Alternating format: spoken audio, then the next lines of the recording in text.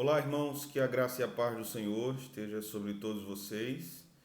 É uma alegria muito grande, mais uma vez, poder estar junto com vocês para estudarmos a palavra de Deus. Hoje nós chegamos até a nossa nona aula do Credo Apostólico, onde iremos estudar a parte final, a última sessão maior do Credo Apostólico, que trata sobre o Espírito Santo e sua obra na igreja. Então, nós chegamos à nossa última aula sobre o credo apostólico. Estudamos aí mais de 2 meses os vários pontos, os vários ensinos do credo e aplicamos de várias formas diferentes. Foi para nós uma grande bênção. Espero que para vocês tenha sido uma bênção. Para mim foi uma alegria e uma felicidade, um prazer muito grande compartilhar esse documento histórico junto com vocês. Podemos estudar juntos, considerar os seus ensinos como uma confissão de fé da igreja. Então, nós chegamos à nossa última aula do Credo Apostólico. Nós vamos, nesse momento, orar e depois nós vamos iniciar, com a graça de Deus, estudando mais uma parte do Credo, a última parte do Credo, e então finalizar os nossos estudos sobre o Credo dos Apóstolos. Vamos orar? Senhor, nós te louvamos, te agradecemos, te bendizemos pela tua misericórdia, pela tua graça, pelo teu amor. Tu és bom, Senhor. O Senhor nos permitiu chegarmos até aqui, na nossa última aula do Credo Apostólico, onde nós estaremos louvando ao Senhor por esses ensinos. Estaremos aprendendo, e à medida que aprendermos, Senhor, que nossa alma, nosso espírito esteja em louvor a Ti, em adoração a Ti. Que nós pensemos sobre as verdades eternas do Evangelho com a alma devotada em adoração. Esta é a forma correta de refletirmos sobre a Tua Palavra e de fazer teologia. Pedimos que o Teu Espírito Santo ilumine o nosso entendimento, nos dê graça, nos torne cada dia mais parecidos com o Senhor Jesus, cada dia mais humildes, com um coração quebrantado e alegre por servir ao Senhor e buscar a Sua vontade.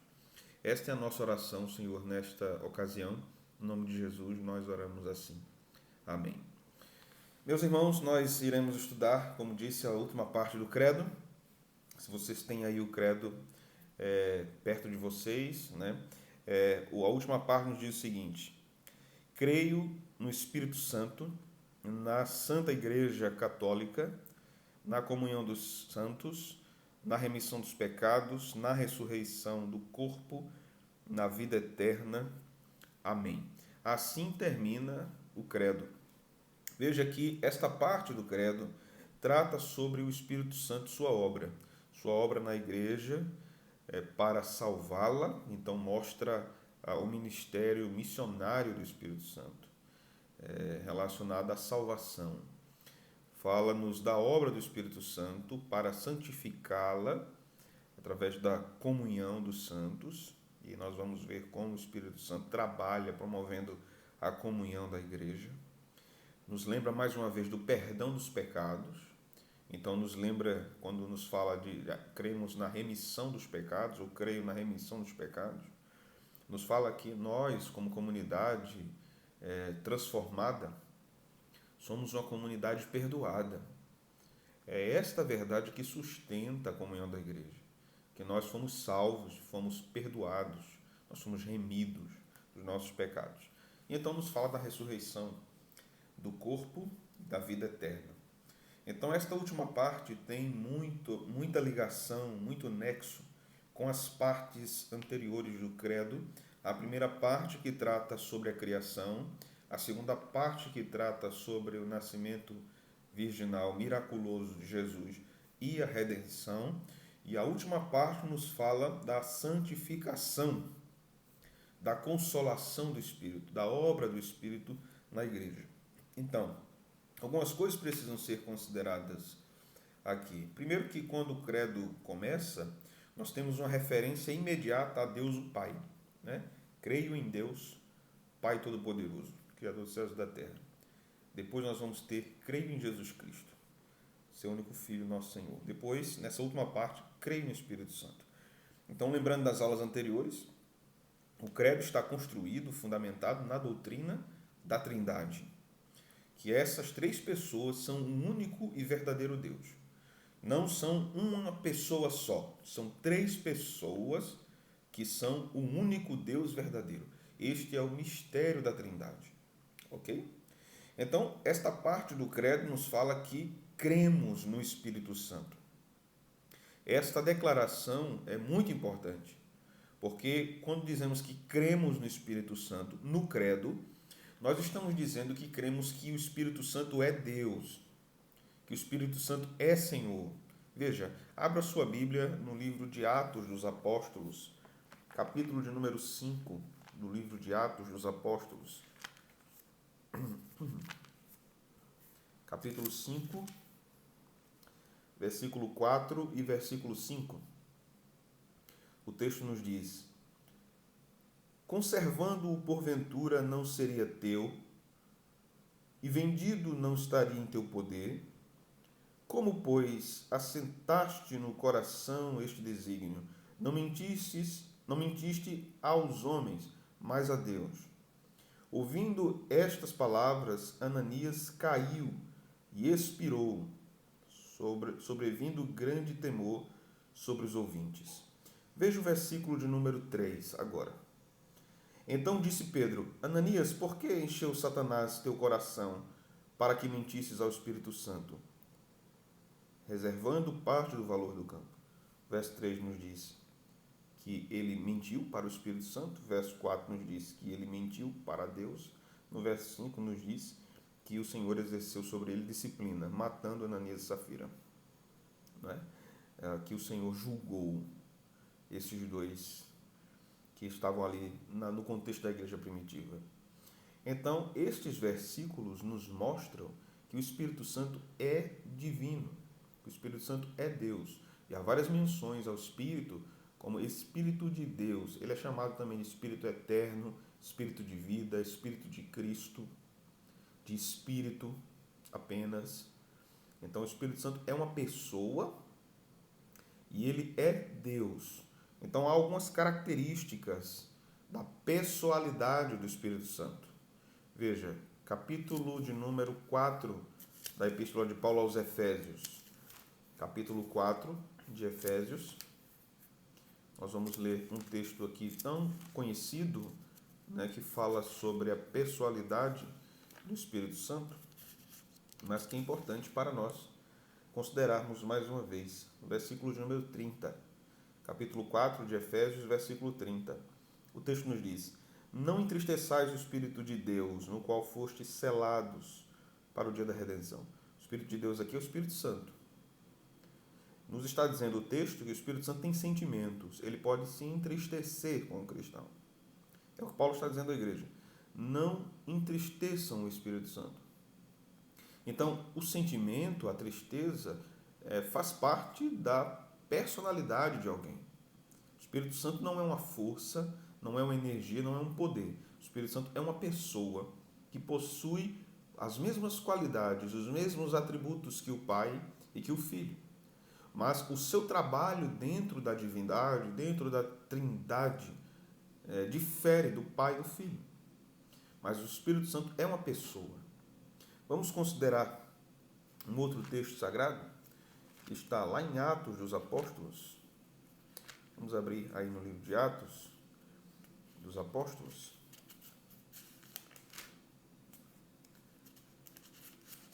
Capítulo de número 13. Nós vamos ler aqui o versículo número 1 e número 2. Capítulo 13 de Atos, versículo 1 e 2. O texto nos diz: havia na igreja de Antioquia profetas e mestres, Barnabé, Simeão, por sobrenome Níger, Lúcio, de Cirene, Manaém, Colasso de Herodes, o tetrarca, e Saulo. E servindo eles ao Senhor e jejuando, disse o Espírito Santo: separai-me agora Barnabé e Saulo para a obra que os tenho chamado. Aqui nós temos uma referência ao Espírito Santo muito interessante. Primeiro que ele fala, o Espírito Santo disse: separem-me Barnabé e Saulo. Então o Espírito Santo falou separando obreiros para a obra missionária. Isso também nos mostra que o Espírito Santo tem vontade própria. Isto é característica de uma pessoa. Nós vamos ler outro texto que está também lá na Epístola de Paulo, em 1 aos Coríntios, capítulo de número 12. Abram aí, por favor, irmãos. Capítulo 12 da primeira Epístola de Paulo aos Coríntios.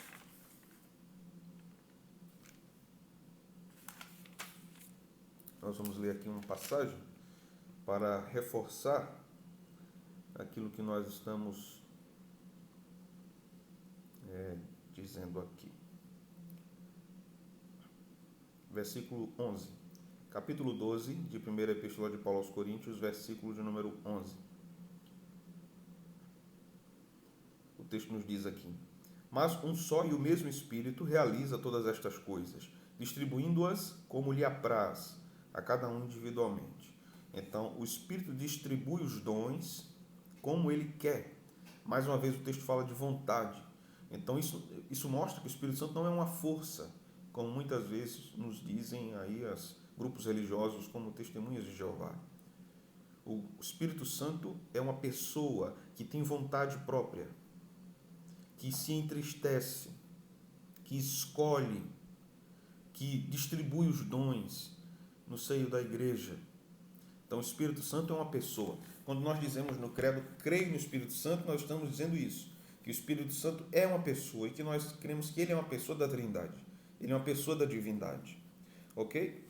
Então, nós devemos considerar também que o Espírito Santo é nosso consolador, como Jesus nos ensina, e ele é nosso mestre. Nós vemos essas verdades sendo ensinadas no capítulo 14, 15, 16 do Evangelho de João. Os irmãos podem ler com calma, estudar esses capítulos em casa. Esses capítulos tratam muito da obra do Espírito Santo, especificamente o 14 e o 16. No capítulo 16, no versículo de número 13, o texto nos diz que ele é o nosso mestre. O Espírito Santo é o mestre da igreja. Ele ensina a igreja. Veja o capítulo 16 de João e o versículo de número 13.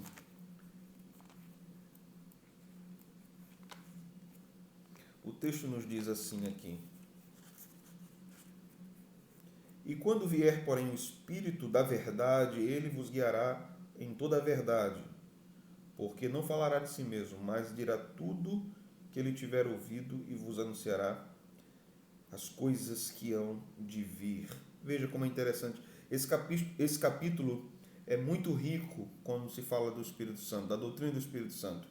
O versículo 7 nos diz: mas eu vos digo a verdade, convém-vos que eu vá, porque se eu não for, o Consolador não virá a vós outros. Se porém eu for, vô-lo enviarei. Então o Espírito Santo aqui é chamado de Consolador, aquele que está ao lado, aquele que é mestre, versículo 16, o nosso guia, que nos guia na verdade de Deus.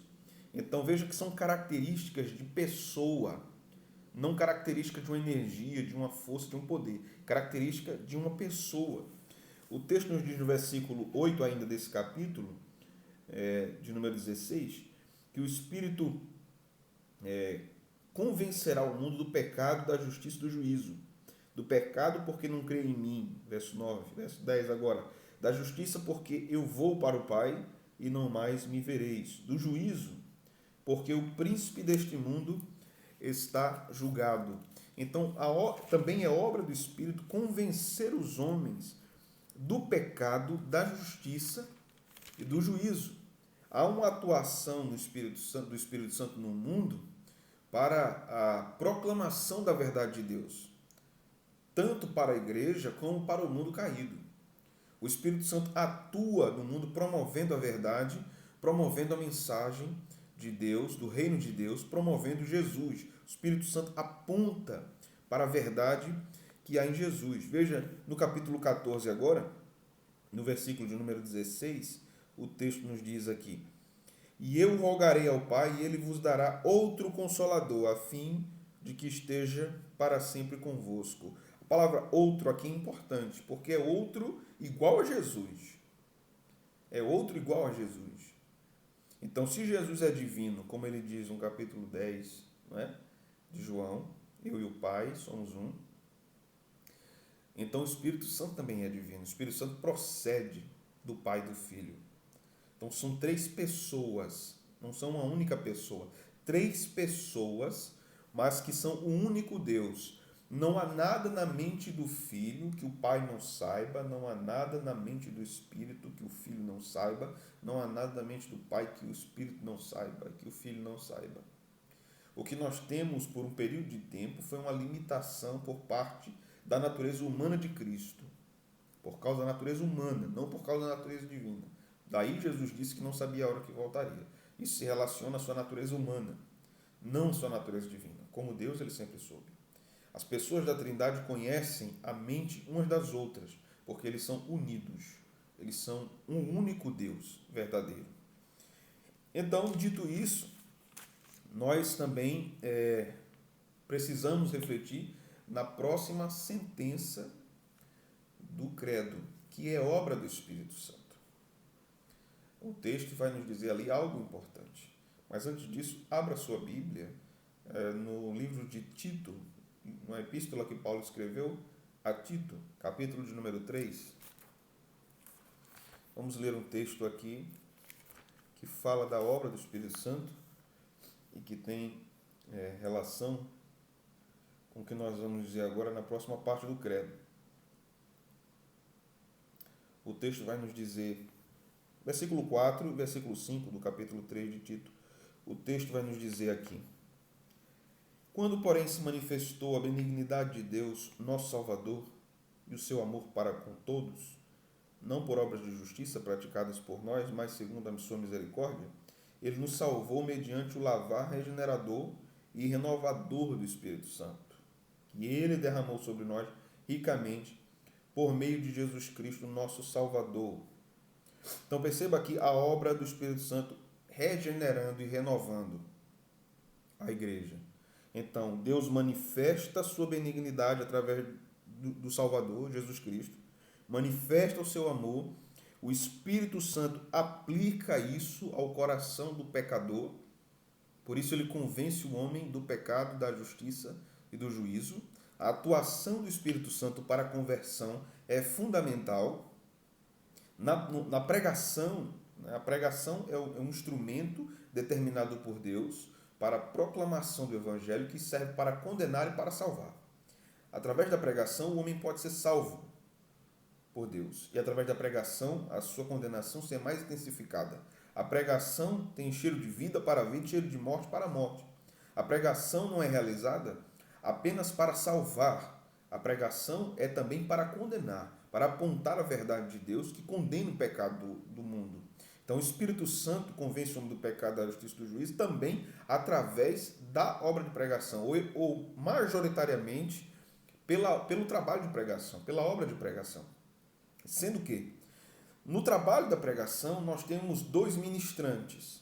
Nós temos o homem, o pregador, que proclama a palavra de Deus, e a autoridade está na palavra de Deus, não no próprio homem.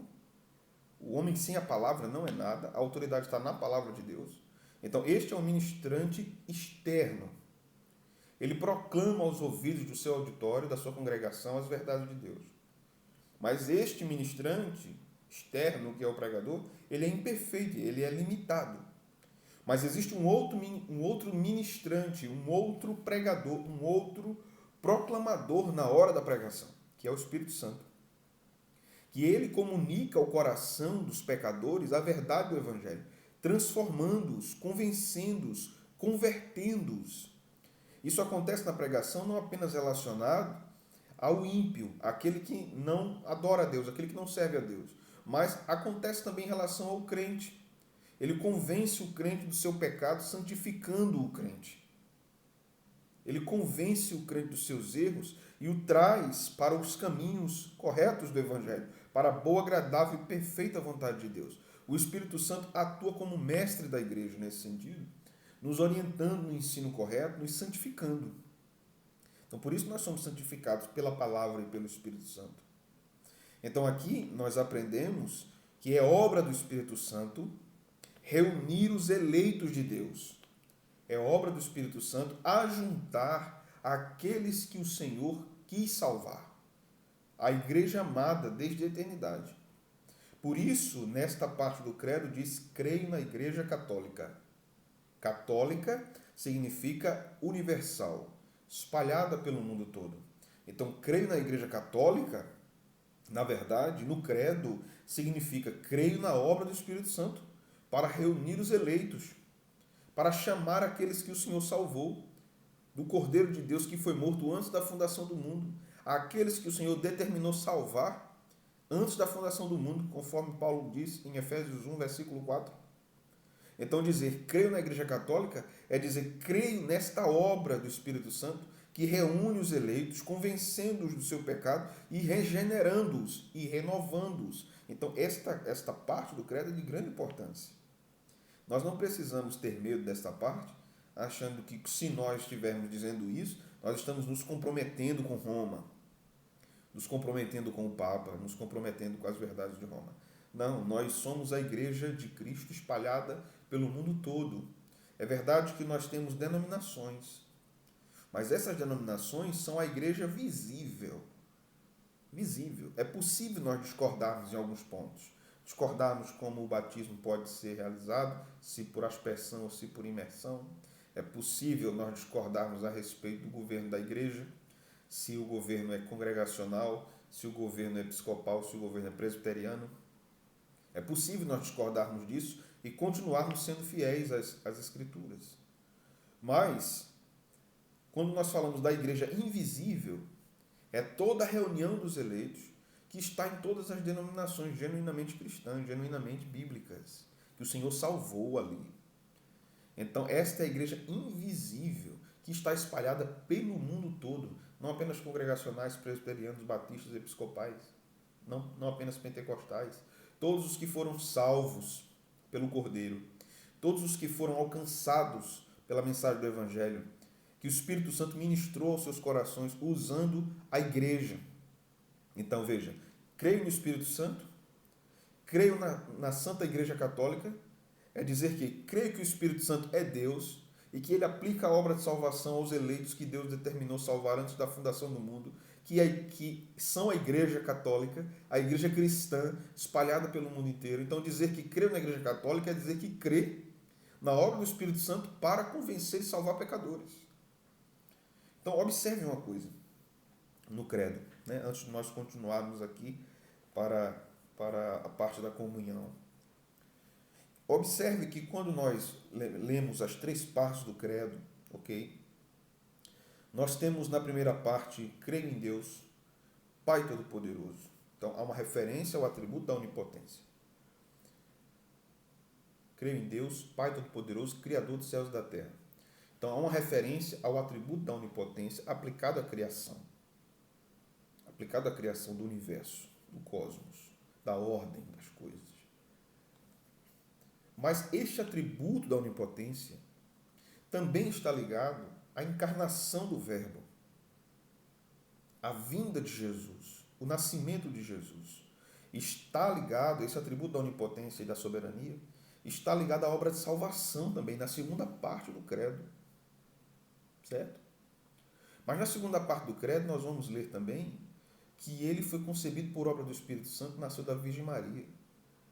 Então não há apenas uma participação do Pai na obra de salvação, há uma participação do Espírito na obra de salvação. Certo? Como nós vimos nas aulas anteriores, quando a segunda parte do credo nos fala da ressurreição de Jesus, da morte e ressurreição de Jesus, e nós lemos textos bíblicos que nos mostram que Jesus é a primícia dos que morreram, sem a ressurreição de Jesus nós não ressuscitaríamos. E agora na última parte nós lemos creio na ressurreição do corpo. Então, a ressurreição do corpo dos crentes será a obra do Espírito também. É uma obra do Espírito Santo. Ainda faz parte da obra santificadora do Espírito Santo. A obra final do Espírito Santo é a glorificação da igreja. Então, quando a igreja for glorificada, isso também faz parte da santificação. É o estágio último, final e absoluto da santificação. É uma obra do Espírito. Mas se lembre que esta obra da ressurreição do corpo só é possível por causa da obra de Jesus, que ressuscitou dos mortos. E quem ressuscitou Jesus dos mortos? O Espírito Santo. Então, há uma participação das pessoas da Trindade nas várias obras. Veja que quando o texto de Gênesis nos fala da criação, o Espírito pairava sobre a face das águas. Então, o credo mostra o Pai criando, mas o Espírito também estava criando. João capítulo 1, verso 1 em diante, também nos diz que o Filho, o Verbo, estava criando. Então, quando a segunda parte do credo nos fala da salvação, o Pai também atua na salvação, o Espírito também atua na salvação.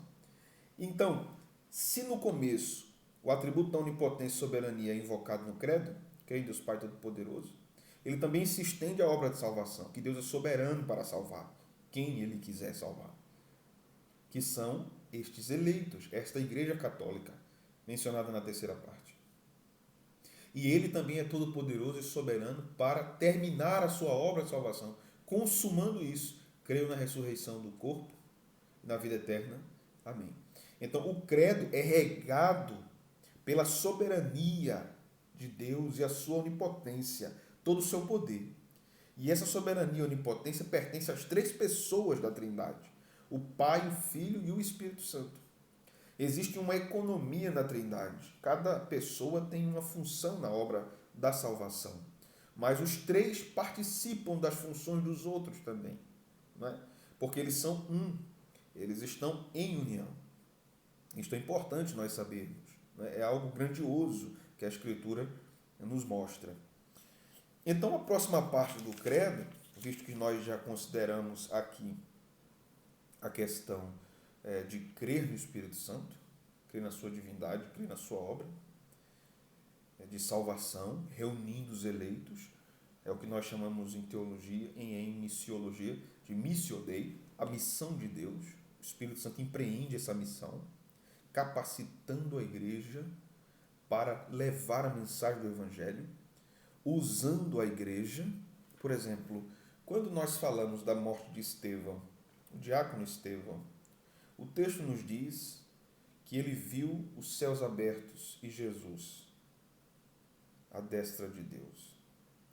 Alguns perguntam, e onde estava o Espírito Santo na visão de Estevão, se ele vê Jesus à destra da majestade?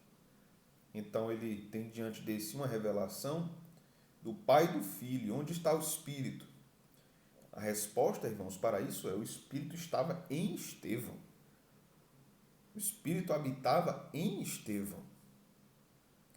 Então, a presença das três pessoas naquele episódio em Atos dos Apóstolos, que nos mostra a morte de Estevão, o martírio de Estevão. Então, o Espírito Santo está agindo na igreja, levando a mensagem para a reunião dos eleitos. Mas não apenas isso. Não apenas o Espírito atua para trazer os santos, para convertê-los, para santificá-los também. Mas não apenas no sentido de estarem distantes do pecado como eremitas, como monges isolados do mundo. É vontade de Deus que os santos vivam em comunhão, em comunidade. Tenham tudo em comum, na sua fé, na sua conduta, na sua vida. Então, por isso que o credo vai dizer nesta parte: creio na comunhão dos santos. O que é esta comunhão? É o partilhar da fé. Primeiro, nós vamos considerar aqui algumas coisas.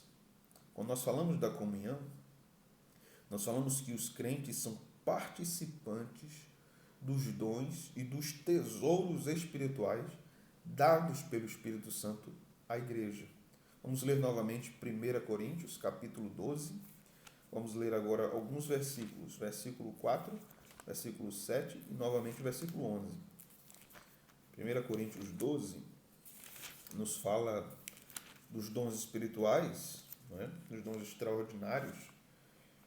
E estes textos aqui nos fornecem muita luz para o que nós estamos discutindo, estudando nesta ocasião. No versículo 4 nós lemos: ora, os dons são diversos, mas o Espírito é o mesmo. Os dons são diversos, mas o Espírito é o mesmo. Versículo 7. A manifestação do Espírito é concedida a cada um visando um fim proveitoso. Então veja que o Espírito é que dá dons à igreja, de acordo com o verso 5. Ele dá dons diversos à igreja, de acordo com o verso 7, com a finalidade proveitosa. Os dons são dados pelo Espírito à igreja, não apenas esses dons na igreja primitiva, mas vários outros dons. Aqui apenas uma lista de dons. Há outras listas de dons no Novo Testamento. E há outras listas de dons, ou melhor, há outras descrições de dons do Espírito no Antigo Testamento. Então, esses dons são dados para a edificação da igreja, para a promoção da comunhão. Então, o Espírito dá dons aos membros do corpo para que eles sejam instrumentos utilizados pelo Espírito para edificarem-se uns aos outros. Por isso que os crentes não devem esconder seus dons, soterrar seus dons. Eles devem usar os dons que o Espírito dá a eles na igreja. Veja, o Novo Testamento nos fala do dom do ensino, o Novo Testamento nos fala do dom de misericórdia, o Novo Testamento nos fala do dom de encorajamento, o Novo Testamento nos fala do dom de governo, de administração, o Novo Testamento nos fala do dom do serviço, o Novo Testamento nos fala no dom de contribuir. Contribuir, isso é um dom. Claro que todas as pessoas contribuem, mas existem pessoas que o Senhor deu este dom espiritual de contribuir, e contribuir também financeiramente. Então o Espírito Santo distribui esses dons para a promoção e edificação da igreja, para a promoção da comunhão e a edificação mútua dos membros. Por isso a igreja é importante para o fortalecimento espiritual dos seus membros. Os membros não podem estar, os membros da igreja de Cristo não podem estar dispersos. Eles devem estar caminhando juntos, congregando. Daí a importância da igreja para nós. E daí a importância de, nesse momento que nós estamos vivendo, nós temos alguns cuidados, irmãos. Alguns cuidados para quando nós voltarmos aos nossos cultos presenciais, nós não acharmos que acompanhar pela internet é a mesma coisa de estar na igreja. Não é. O Senhor nos deu a possibilidade de transmitirmos os cultos, de alguma forma estarmos edificando os irmãos através de estudos como esse do Credo, através dos sermões, através das reuniões de oração. Mas a presença física não é substituída por nada. Porque nós nos edificamos. A vida comunitária é importante para a saúde da igreja. Então nós devemos ter cuidado com isso. Achando que porque o culto foi transmitido ou gravado, nós podemos assistir em qualquer momento. Não precisamos estar na igreja mais, porque eu posso agora ver quando eu quiser o culto na internet. É importante você esteja na igreja, porque Deus lhe deu dons, o Espírito Santo lhe deu dons para edificar os outros irmãos. E você precisa usar esses dons. E eles só podem ser usados na igreja, no convívio comunitário. É claro que o Senhor também dá dons para que a gente exerça de forma pública, para a glória do seu nome. Mas Ele também nos dá dons específicos para serem usados na comunidade que nós pertencemos, na igreja que nós pertencemos. E nós seremos usados por Deus ali, para edificar os irmãos. Então, nós consideramos também o versículo 11. Mas um só e o mesmo Espírito realiza todas essas coisas, distribuindo-as como lhe apraz, cada um individualmente. Então, os dons do Espírito também não são dados à igreja para a vanglória, para a vaidade. Quando nós recebemos dons do Espírito, nós devemos ser humildes, porque esses dons não são para a nossa promoção, são para o bem do outro, é para a edificação do outro. Se o Espírito Santo me dá um dom, é para a edificação do outro, para a sua edificação. Se o Espírito Santo me deu o dom do ensino, é para que você seja edificado. Mas se o Espírito Santo deu a você o dom de encorajamento, de exortação, e você me encoraja, é para que eu seja edificado, para que outros irmãos sejam edificados. De modo que todos os membros são importantes na comunidade. Não apenas aqueles que têm mais leitura, mais estudos, não apenas aqueles que sabem falar melhor, mas todos os outros são importantes para a saúde da igreja. Você é importante para a comunhão dos santos. É importante que a gente saiba disso. Não há membro nenhum da igreja de Cristo que seja descartável. Os membros da Igreja de Cristo são importantes para a edificação dos seus irmãos. Então, aprendemos também que cada crente deve usar o seu dom para promover a comunhão. Então, por fim, o credo termina nos falando da remissão dos pecados. Aqui nós devemos refletir. Por que nessa parte nós lemos creio no Espírito Santo, creio na Santa Igreja Católica, creio na comunhão dos santos e depois na remissão dos pecados? Por quê? Porque, meus irmãos, a ação do Espírito Santo, juntando os seus eleitos, creio na Igreja Católica, a ação do Espírito Santo, distribuindo dons para a edificação dos eleitos na comunidade, é o resultado dessa vida perdoada. Os crentes salvos que receberam a remissão dos pecados viverão assim, edificando uns aos outros. Então, nesta parte, quando o credo aponta, creio na remissão dos pecados, é que eu só posso ter essa comunhão com os santos se eu sou perdoado. É uma consequência da minha vida como remido, da minha vida como perdoado. Eu tenho que viver neste mundo como alguém perdoado. Lembra da oração do Pai Nosso? Perdoa-nos, assim como nós perdoamos os nossos devedores. Então, nós devemos viver como perdoados e devemos também perdoar. Por isso, creio na remissão dos pecados. Eu tenho que ter essa convicção que os meus pecados foram lançados sobre a cruz.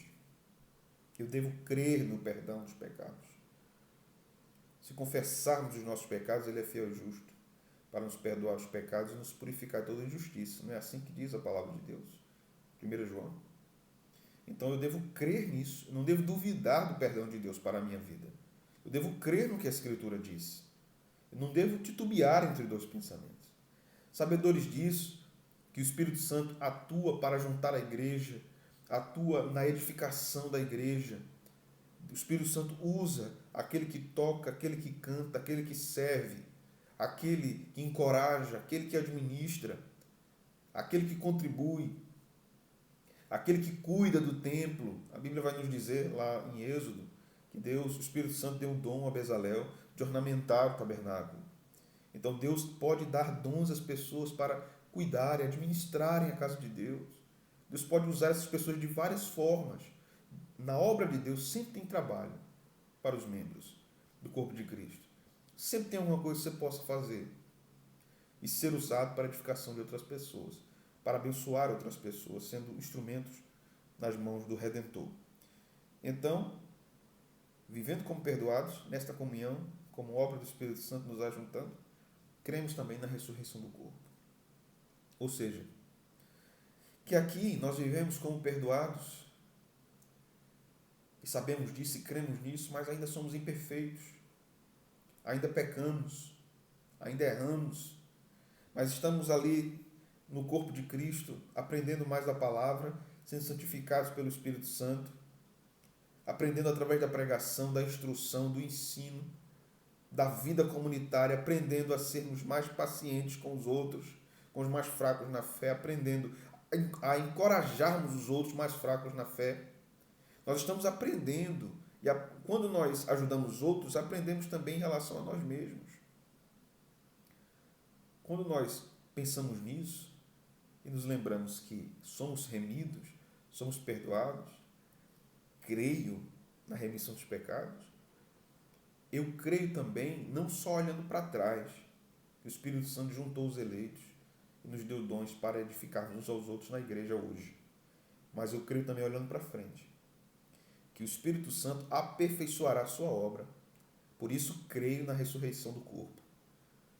Que Ele está santificando minha alma, está santificando minha vida agora, mas que Ele completará a sua obra. Que Ele glorificará os nossos corpos. Que Ele terminará o que Ele começou. A Bíblia nos diz isso, né? Que o Senhor terminará, completará a sua obra. Apocalipse nos mostra isso. Daí, portanto, no final, o credo nos diz, creio na vida eterna. A obra final do Espírito Santo, onde nós estaremos para sempre com o Senhor. Onde o pecado não estará mais conosco. onde a obra da regeneração e santificação foi completada. Chegou o fim, mas que para nós não é o fim, é o começo. O começo de uma eternidade com Deus. O começo de uma eternidade de uma vida perfeita. Na casa de meu Pai há muitas moradas. Vou preparar lugar, disse Jesus. E Ele está preparando este lugar para nós. E nós chegaremos lá, por obra do Espírito Santo de Deus. Abra sua Bíblia em Apocalipse, capítulo 22. O texto nos fala aqui algo muito interessante com respeito à obra final do Espírito Santo. Veja o versículo de número 17. Mas antes de lermos, preciso fazer uma consideração. Você se lembra das 7 cartas do Apocalipse? E que no final de todas elas, Jesus diz: quem tem ouvidos ouça o que o Espírito diz à igreja. Veja que é Jesus que está enviando a carta, mas ele diz que o Espírito está falando com a igreja. Interessante, não é? A atuação das pessoas da Trindade na instrução do rebanho. Aquelas cartas estão no início do Apocalipse, capítulo 2 e 3, nos mostrando a revelação de Deus, como Deus instrui aquelas igrejas diante dos seus contextos variados. O Senhor faz críticas e elogios, e depois vem uma série de julgamentos, do capítulo 4 em diante, uma série de visões. O Espírito Santo é que está mostrando isso a João, para que João registre e seja ensinada à igreja. A igreja precisa ler. Bem-aventurado aquele que lê, aquele que ouve, aquele que guarda as palavras dessa profecia. Está no capítulo 1 do Apocalipse. Então, este livro é para a igreja ser edificada. E ele é uma obra do Espírito Santo para a edificação da igreja. Então, no final do livro, o texto vai nos dizer, no capítulo 22, versículo de número 17. O Espírito e a noiva dizem: vem. Aquele que ouve, diga: vem. Aquele que tem sede, venha. E quem quiser, receba de graça a água da vida. Esta revelação nos é dada, o Apocalipse, para aprendermos sobre a obra final do Espírito, no seu povo, nos eleitos. E para aqueles que recebem essa mensagem do Apocalipse, o Espírito e a noiva dizem: vem. A noiva é a igreja. Aquele que ouve, diga: vem. Aquele que tem sede, venha. É o que diz o texto. E quem quiser, receba de graça da água da vida. O bendito Espírito de Deus consumará a obra que começou em nós. Aperfeiçoará a imagem de Cristo em nós. Nós lutamos contra o pecado, nós pecamos, nós pedimos perdão ao Senhor. Isso prova, esse arrependimento genuíno, quando nós pecamos, prova que o Espírito está agindo em nós. Isso é obra do Espírito, que promove em nós o arrependimento. E Ele está nos levando à consumação disso, ao final. Ele está preparando a noiva, arrumando a noiva para encontrar-se com o noivo. Ele está adornando-a, embelezando-a para encontrar-se com o noivo. Esta é a obra do Espírito. Tirar de nós toda a mácula. Santificar-nos até sermos glorificados. Amém, meus irmãos? Que o Senhor nos abençoe. Foi um prazer muito grande poder compartilhar com vocês esses estudos. Espero que o que nós estudamos até aqui seja um instrumento de edificação para todos vocês. Vocês podem assistir quantas vezes quiserem. Essas aulas do Credo estará sempre disponível no canal da igreja. E vocês podem recomendar a outras pessoas, encaminhar para outras pessoas, como instrumento de evangelização e de edificação. Serve para desmistificarmos, tirarmos da nossa mente falsos conceitos sobre o credo, e que este documento de fé da igreja cristã não nos pertence, ele nos pertence, como nós estudamos. Ele é a confissão da igreja, é a declaração do que nós cremos. Então, use esse documento para você declarar o Deus que você serve, para você mesmo, para outras pessoas. Ensine seus filhos a recitar o credo. Ensine-os a decorar o credo para que essas verdades estejam na mente. A ideia desse documento, como eu já falei em outra ocasião, em outra aula, não é que ele fique num quadro na nossa casa, é que ele fique gravado no nosso coração, na nossa memória, para que essas verdades conduzam a nossa vida, que são um resumo do ensino da Escritura, da obra do Pai, do Filho e do Espírito Santo, da criação, da redenção e da consumação. Amém, meus irmãos? Que o Senhor vos abençoe, que o Senhor vos guarde, que o Senhor incline o seu rosto sobre vós, tenha misericórdia de vós e vos dê paz. Que o Senhor fortaleça cada um de vocês, que o Senhor abençoe cada um de vocês, fiquem firmes no Senhor. Daqui a pouco, se Deus quiser, nós estaremos de volta com os nossos cultos.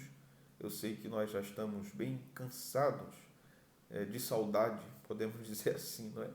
Queremos, ansiamos o culto presencial. Todos nós, né? Os verdadeiros crentes desejam isso. Mas esse dia vai chegar, está mais perto do que longe. Devemos pensar assim. Devemos ter esperança. Aprendemos que a igreja é importante. Devemos ter cuidado para não sermos demasiadamente entusiastas quando nós voltarmos aos cultos presenciais e depois esfriarmos, achando que podemos congregar pela internet. Tenhamos cuidado. Devemos ser zelosos na nossa vida de comunhão com a igreja, para a edificação da igreja, para a nossa edificação também, para o fortalecimento da nossa fé. Um grande abraço, estou com saudade de todos vocês, dos nossos cultos dominicais, nossas reuniões semanais, saudade de abraçá-los, saudade de conversar com vocês, de rir juntos, de chorar com todos vocês, saudades dos gabinetes, saudades das nossas programações, onde nós estamos em comunhão, saudade dos nossos acampamentos. Nesses dias, lembrava do nosso último acampamento esse ano, né? Acampamento de carnaval. Nesse mês de junho nós não pudemos fazer por conta da pandemia, mas os nossos acampamentos sempre são uma grande festa para nós, né? No mês de junho também fazemos sempre uma festa no nosso acampamento, com os jovens da nossa igreja, né? Onde comemos juntos, rimos, brincamos. Este ano nós não tivemos isso, não foi possível termos. Mas isso nos ensina o quanto essas coisas são importantes para nós. E muitas vezes nós estamos tão habituados a ter essas coisas que nós não valorizamos mais. Nós não participamos, nós descartamos, mas fomos ensinados que nessas pequenas coisas, esses pequenos eventos cotidianos da vida da igreja, são grandemente importantes para nós. Estamos com saudades de tudo isso, mas cremos em Deus que o Senhor nos permitirá experimentarmos e vivermos mais uma vez. Que o Senhor vos abençoe. Um grande abraço, um beijo no coração desse pastor que vos serve e vos ama em Cristo Jesus. Deus abençoe, irmãos.